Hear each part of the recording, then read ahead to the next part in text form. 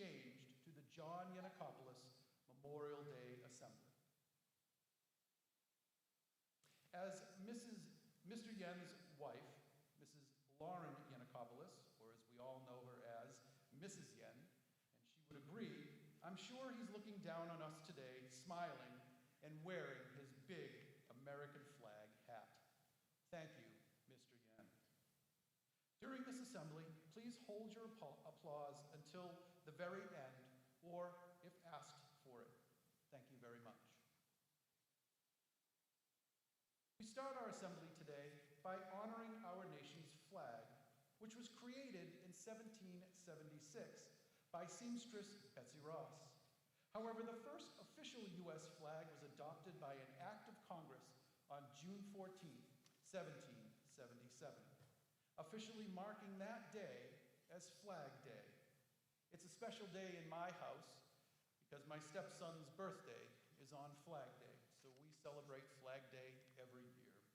Happy birthday, Sean. Let's rise for the Pledge of Allegiance, which will be led by Olivia Allman and Ben Mirabelli. Then please remain standing for the playing of our national anthem, Star Spangled Banner, which will be performed by the middle school select chorus led by our own Beth Haltmeyer and accompanied by the middle school band led by our Mr. Lee.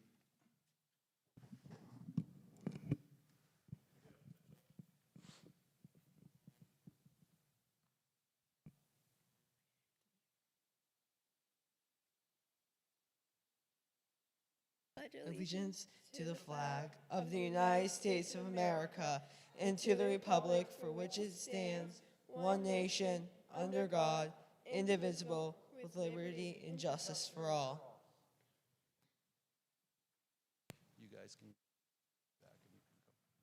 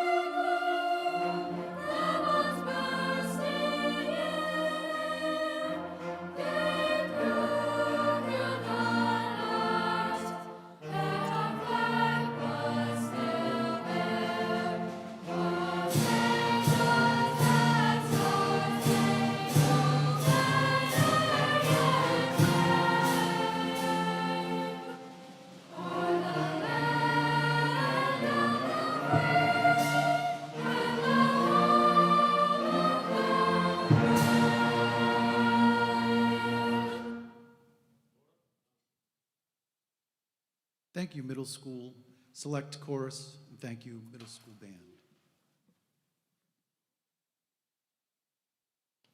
You may be seated.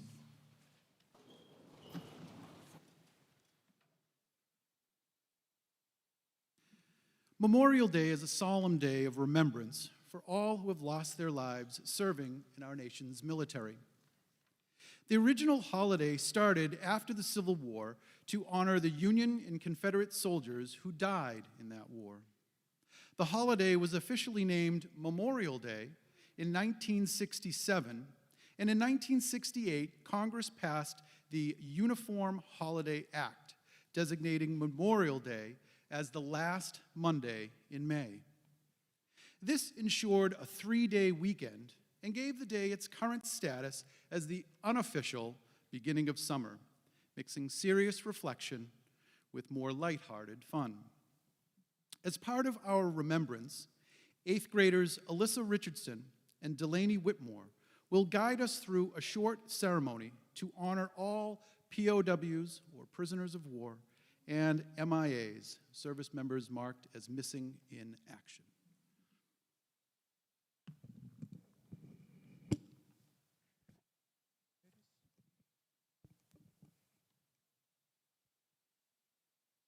The table before you is a place of honor. It is set for one.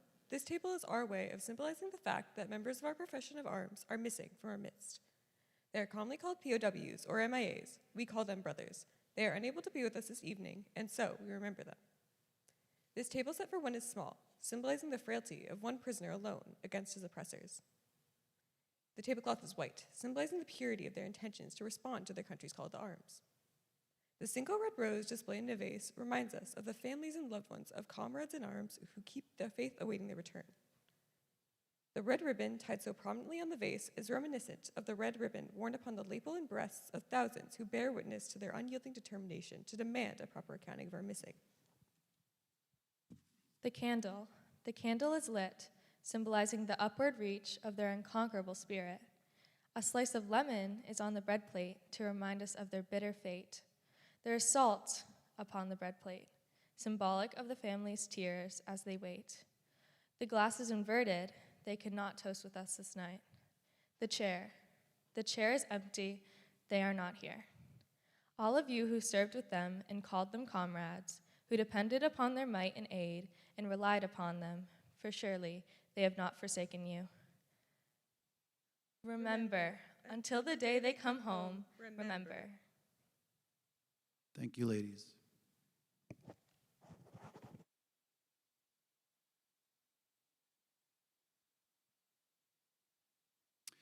Before Principal McMahon reads the veteran roll call and gives her remarks, veterans and IMS students, faculty, and staff, I want you to know that this will be her last time addressing this assembly, as she will be retiring in June.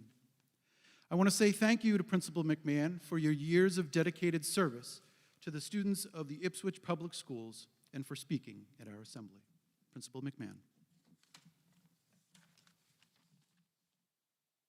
Thank you, Mr. Murphy. That's the best way to make me cry, you know that. And he put tissues below for me. Thank you. He knows me well. Good morning, everyone, and welcome to our esteemed veterans. Representative Kastner, thanks for being here today for the first time at our great school, and to the middle school staff and students who are sitting so politely and honoring all of you so well. I'm honored to welcome you all here today, and it being my last time. I would like to welcome you by naming each of you and letting the students know who you stand for. Dave Armstrong, U.S. Army. Would you please stand? Sorry if that's hard. Thought that they should see who you are. Thank you. Cody Burkett, U.S. Army. Ed Dolan, American Legion, Manchester. Mike Doyon, VFW. Mona Elliott, AMVETS Auxiliary. Susan Hubbard, PLAV, past National President. Larry Jordan, Marines Commander, VFW, and his service dog, Cause. Dan LaRochelle, VFW. Ted Lemieux, VFW. Richard Murray, American Legion Air Force. Marsha Potter, AMVETS Auxiliary 201. Rosalie Sweeney, Polish Legion American Veterans Auxiliary. Karen Tyler, Veteran Service Officer, U.S. Army. And our own Mr. Casey Wright, Veteran, Vietnam War, Naval Special Warfare Group. Thank you for your service, and thank you for being here with us today. We have gathered to commemorate Memorial Day. Memorial Day is a solemn American tradition, a day set aside to show our gratitude and deep respect for those men and women who have lost their lives while serving in the U.S. military. When we remember these men and women, we use words such as honor, bravery, courage, and respect, because these veterans exemplify the spirit of this great country. As Mr. Murphy mentioned, we should have done our homework because we have similar facts here. More lives were lost in the Civil War than any conflict in U.S. history. Because of this, at that time, the country needed to create national cemeteries in the mid-1800s. During that time, Americans across the country began to honor those cemeteries by decorating the graves, usually in springtime ceremonies. At that time, Memorial Day was known as Decoration Day. It was first observed in the year 1865, following the end of the Civil War, but it didn't become a U.S. holiday officially until the year 1971. Some historians believe that the earliest American Memorial Day tributes were organized by a group of formerly enslaved people in South Carolina. Others attribute it to citizens in Waterloo, New York in 1866. Many of you in our audience today have veterans in your lives: parents, grandparents, family members, and neighbors. My own dad, as well, I'll cry, and many of my aunts and uncles and great uncles were veterans of World War II and other conflicts that followed. I strongly encourage you to take some time this weekend to show your gratitude for their service by offering words and gestures of appreciation and kindness. In my preparation for my remarks today, I came across this quote from Jennifer Granholm: "Ceremonies are important, but our gratitude has to be more than visits to the troops and once-a-year Memorial Day ceremonies. We honor the dead best by treating the living well." Over this long weekend, honor those who have lost their lives by taking some time to listen and to learn from the wisdom and experiences of these veterans. Small gestures will mean a lot to the men and women who sacrifice so much of themselves for our country. And to our veterans, thank you for being here today to remind us all of the responsibility every American has to protect and serve the freedoms we have. Thank you.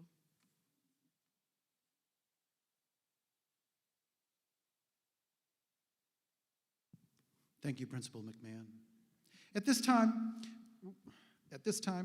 I'd like us to pause for a moment of silence for all the U.S. servicemen and women who lost their lives defending our freedoms, for all of the innocent lives lost in the war in Ukraine, for the over 1 million lives lost to COVID-19, for the innocent lives lost in the tragic shooting at the Covenant School in Nashville, Tennessee, and for all the innocent lives lost this year to mass shootings in our country.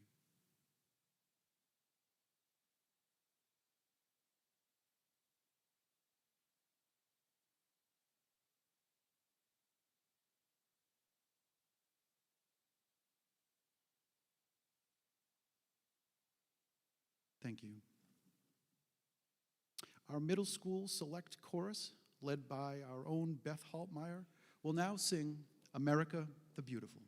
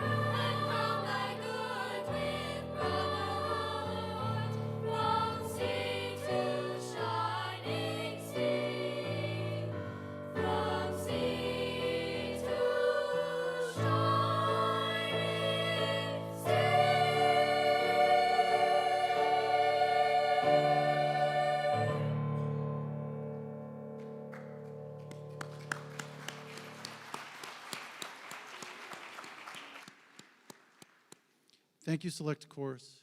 Thank you, Ms. Haltmeyer. There is a new memorial in town which honors those who lost their lives fighting the global war on terror. The global war on terrorism started after the terrorist attacks of September 11th, 2001, and became a multi-generational conflict that largely ended with the withdrawal from Afghanistan in 2021. Over 7,000 military personnel were killed in Iraq, Afghanistan, and elsewhere in the war on terror. More than 300 service members from Massachusetts were killed in the conflicts, and many thousands more came home with physical or psychological injuries. Over the past 2+ years, the Eastern Essex District Department of Veterans Services, led by District Director and U.S. Army veteran Karen Tyler, worked to find a way to remember all service members who lost their lives fighting the war on terror. This past year, that hard work paid off. The railroad bridge on High Street has been renamed the Global War on Terror Memorial Bridge to recognize and honor veterans who served in Iraq and in the nation's longest war in Afghanistan. It wasn't an easy task to rename the bridge, as it is owned by the state and required an act of legislature to change. Senator Bruce Tarr, who represents Ipswich and most of the North Shore, filed legislation to change the name from the High Street Bridge, bridge number I-01007, to the Global War on Terror Memorial Bridge.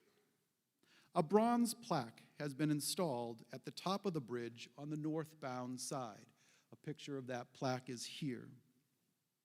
Signs that read Global War on Terror Memorial Bridge have been added to both the north and southbound sides of the bridge.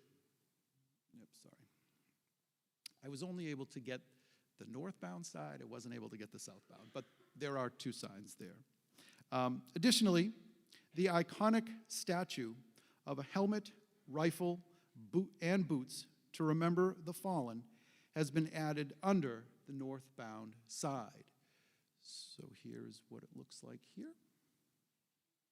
I want to thank Karen Tyler for all her hard work to honor those who locally lost their lives fighting the global war on terror. And again, this is from the northbound side of the bridge. We have the statue and we have the sign there. Again, there is a sign on the southbound side as well. On a national level, the Global War on Terrorism Memorial Foundation is working to make a national memorial a reality. 8th grader Josiah Blagg will provide some background information about the group responsible for this future memorial and will show us the location of the proposed site for the memorial in Washington, D.C. Josiah?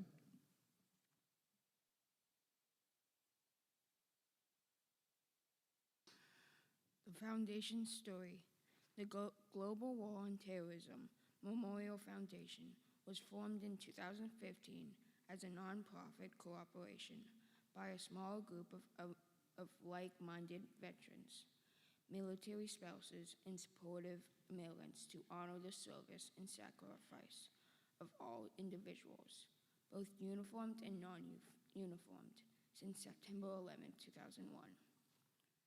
The Foundation's vision and mission. In 2017, Congress designated the Foundation to plan, fund, and build the memorial.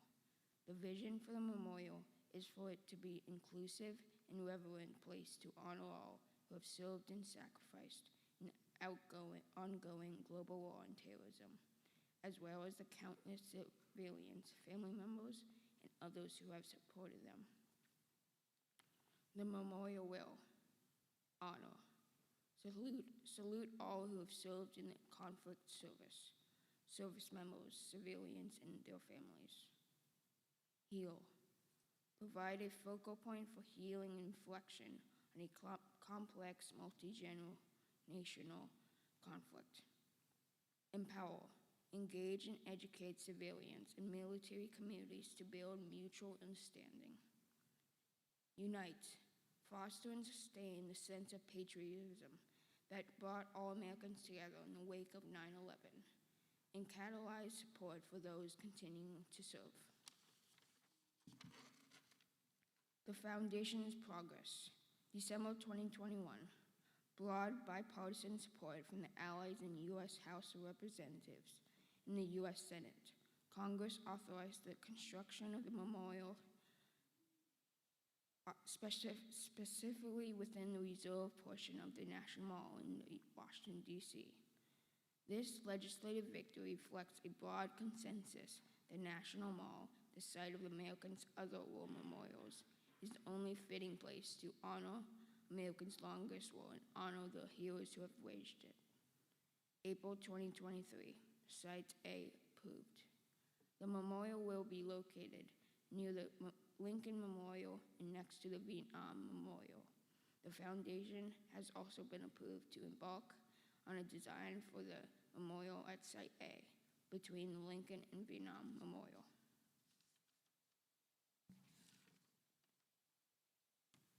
Thank you, Josiah. So Site A, as you can see in the middle here, this is the Lincoln Memorial. This is the reflecting pond. So this is the Vietnam Memorial here. And so Site A is this plot of land just to the, I guess, left of the memorial itself. And then another diagram here kind of gives us an understanding of where that plot of land is. So this year marks the first time since 2019 that the 8th graders will once again take a trip to our nation's capital. On the trip, one of the most important stops is at the Lincoln, Vietnam, Korean, and World War II memorials. These memorials are always a highlight of the trip. 8th graders, I would like to task you something here.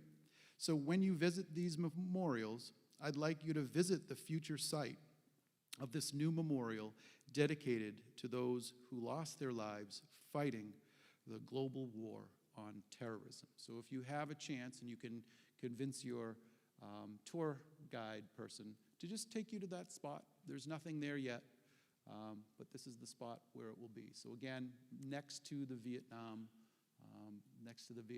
Memorial. And there is a pathway that does lead you up to the Lincoln Memorial here. So if you're able to do it, 8th graders, go check that out.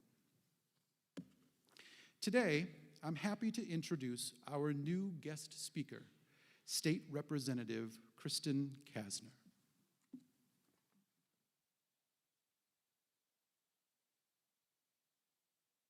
Thank you so much.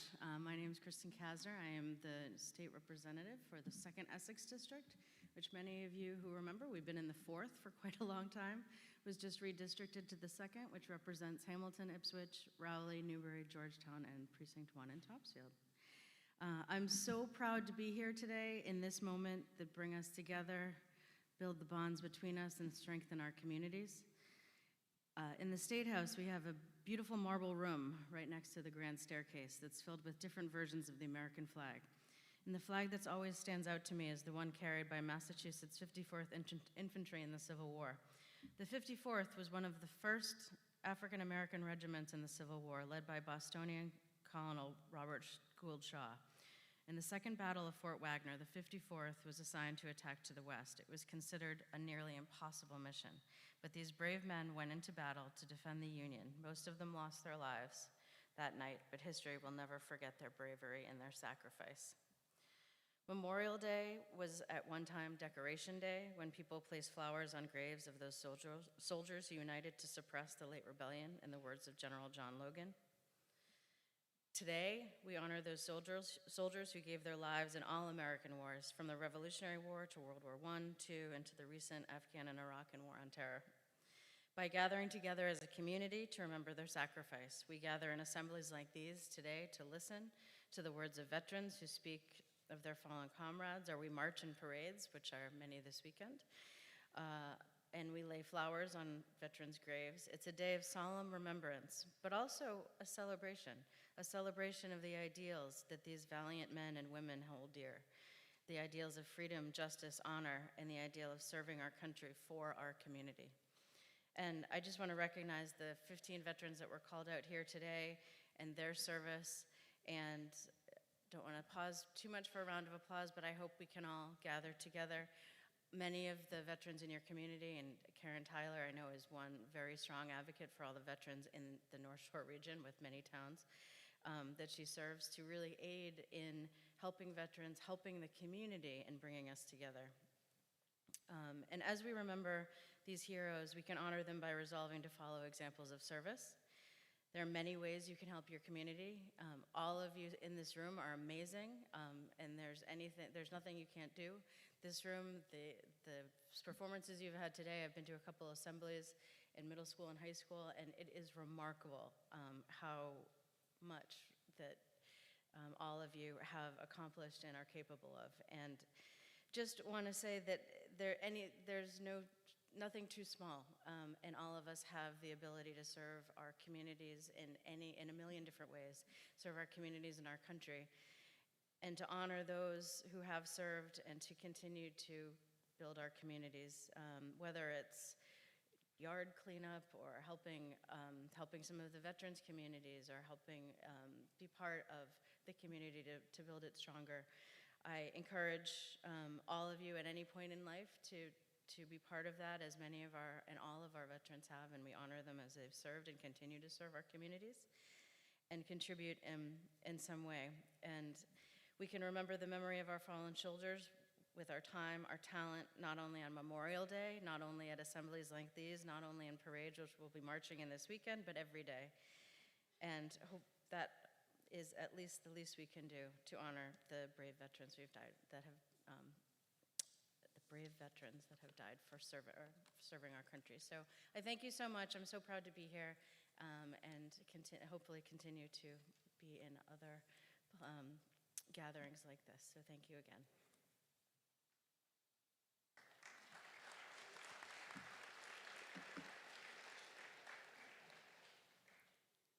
Thank you, Representative Kasner. During the last 5 to 6 years of the Mr. Yen-led Memorial Day Assembly, and in every year since his retirement, a poem has been read that, to me, typifies why we celebrate Memorial Day. Here to read that poem and continue this tradition are 8th graders Josie Ocasio and Benji Lockfeld.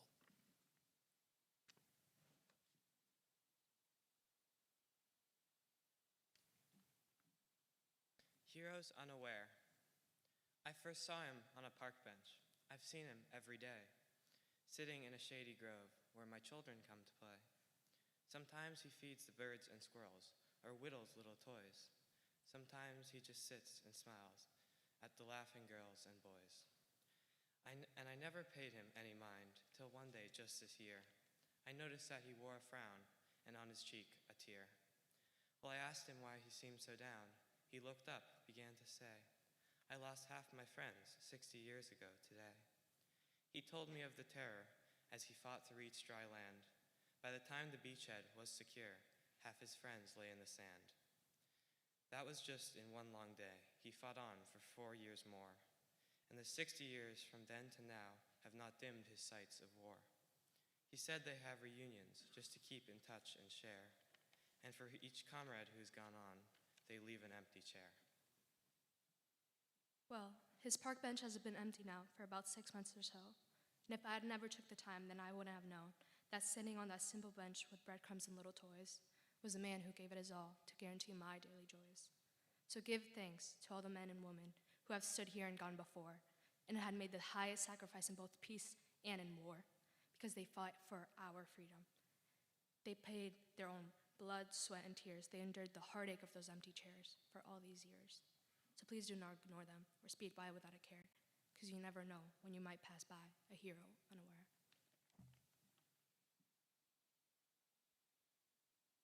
Thank you, Josie. Thank you, Benji. As we conclude our annual John Yannikopoulos Memorial Day Assembly, I would like to thank Representative Kasner, Principal McMahon, 8th grade readers, 7th grade Pledge of Allegiance leaders, 6th graders in charge of programs and flags, middle school select chorus and Mrs. Haltmeyer, middle school band and Mr. Lee, the Ipswich middle school students, faculty, and staff, and a big thank you to our veterans for attending our assembly. Let's give them a round of applause today.